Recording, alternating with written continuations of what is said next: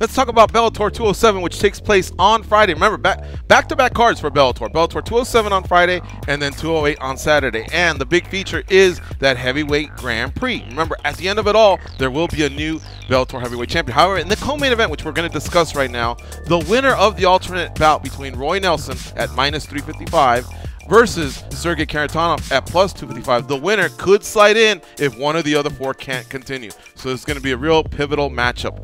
Paramount and DAZN, all right? Both of them got you covered. Check your cable and satellite listings. All right, let's talk about the fight, Dan. Tom, who do you like here between Kharitonov and Roy Nelson?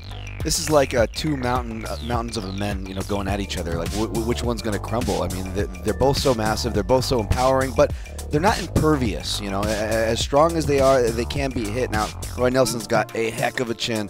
He hasn't had that touch since Mark Hunt, of all people, and even before that was an arguable one. You got to go way back in the day against Andrei Arlovsky. Whereas Sergei Kharitonov also shown, as scary and powerful as he is, he can also be touched too, especially in those firefights. We saw that in his fight with Javi Ayala. Now, Kharitonov's put on a run since, stopped a lot of guys since, but he's going against another high-level heavyweight here, even if they are a little older. I'm going to side with Roy Nelson, not just because of any perceived durability or where they're at in their career, but more specifically, he's employing the wrestling. He's fighting a little more safe. It's a little more grindy, but I think it's going to come in handy in this matchup. So give me Roy Nelson. I think he's fighting smart. He's rounding out his game, and now opponents know this guy's not just throwing the big overhand right.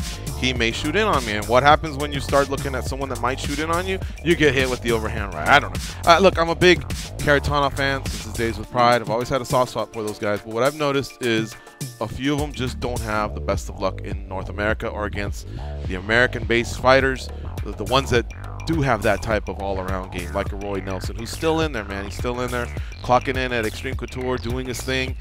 Took that loss like a man in the spring, but he said, I want in, and that's why he's, one of these alternates. So I'm going with Roy Nelson. I think he's too well-rounded for Sergei Kharitonov. Goes, who do you like? I'm with you, Georgie. Pride never dies. I'm a nut hugger.